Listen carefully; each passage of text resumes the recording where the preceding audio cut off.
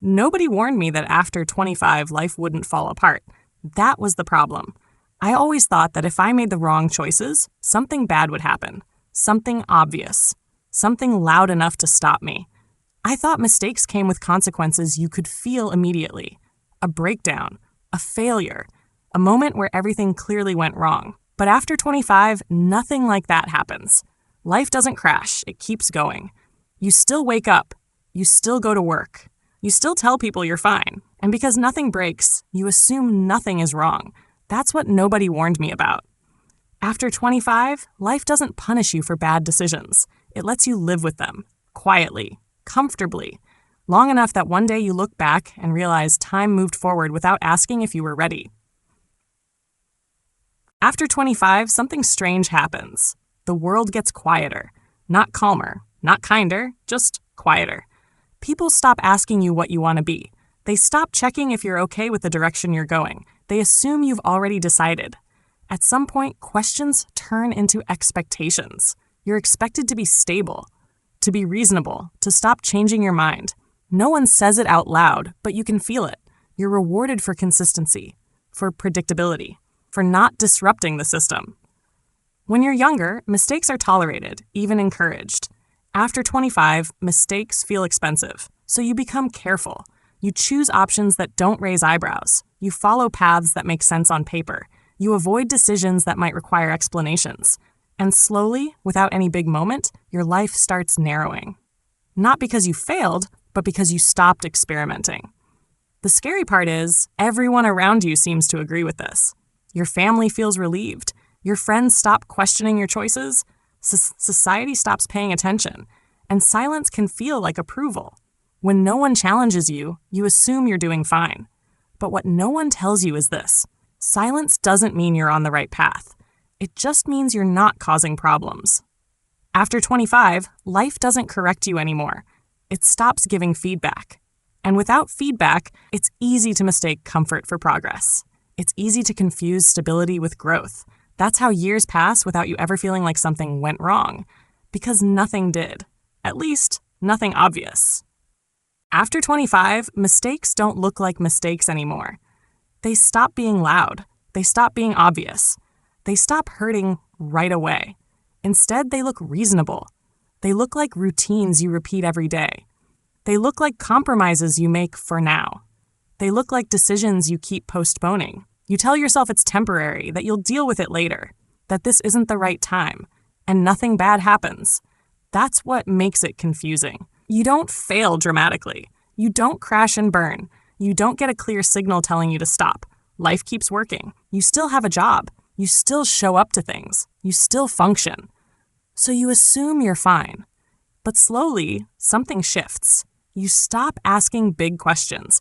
You stop imagining different versions of your life. You stop putting yourself in situations where you might feel uncomfortable, not because you're lazy, not because you don't care, but because comfort becomes persuasive. After 25, comfort feels earned.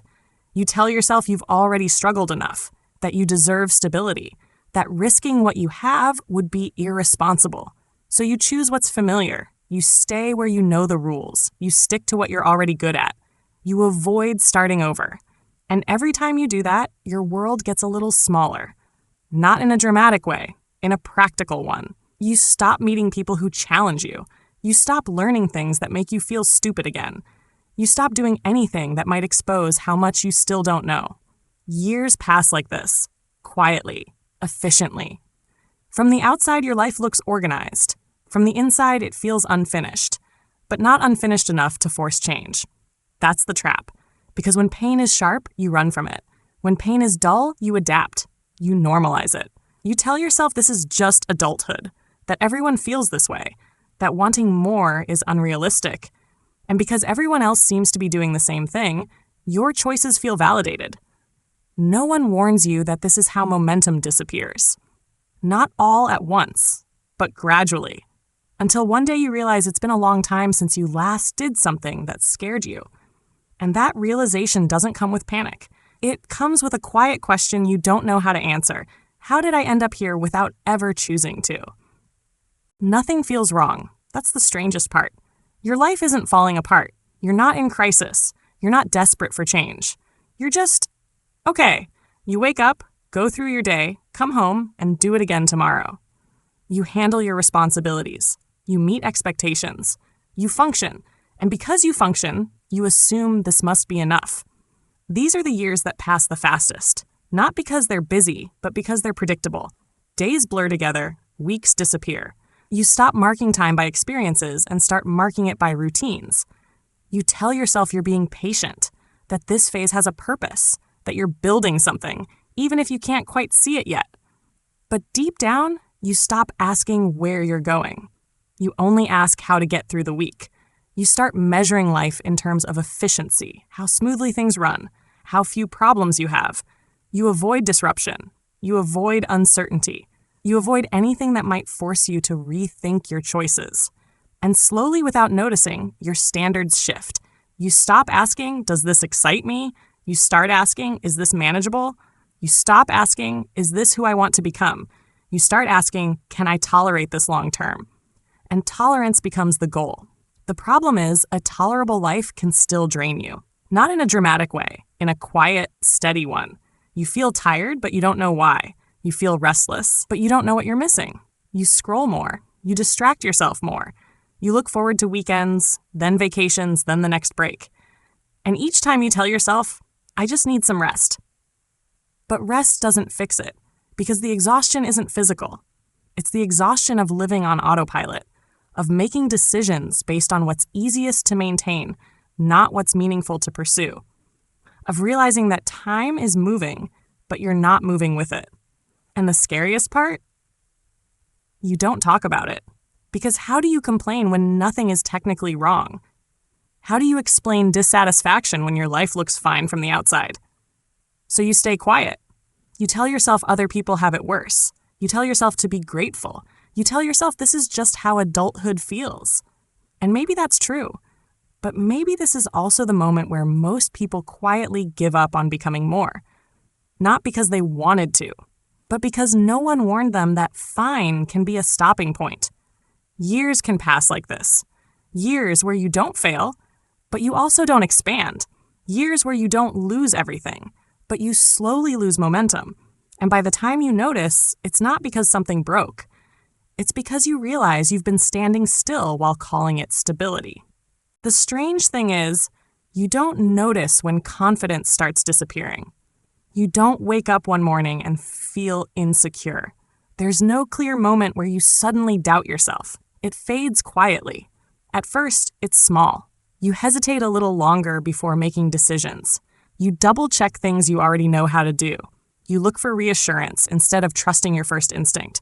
You tell yourself you're just being careful, that this is what maturity looks like. But over time, carefulness turns into avoidance. You stop putting yourself in situations where you might fail publicly, where you might look inexperienced, where you might not have all the answers. Not because you're incapable, but because you've gotten used to feeling competent. And competence becomes something you protect. You choose environments where you already know the rules. You stick to roles where expectations are clear. You avoid starting anything where you'd have to be bad again. Slowly, your comfort zone hardens. What used to feel like confidence starts to depend on familiarity. If you know what's coming, you feel fine. If you don't, you hesitate. That's how confidence quietly changes into caution. And caution feels smart. You tell yourself you're being realistic, that you're not reckless anymore, that you're just choosing wisely. But here's what no one tells you. Confidence isn't built by being right all the time. It's built by surviving being wrong. When you stop testing yourself, you stop collecting evidence that you can handle uncertainty. And without that evidence, your belief in yourself slowly erodes. You start asking permission for things you used to decide instinctively. You look outward more than inward. You trust systems, titles, and structures more than your own judgment.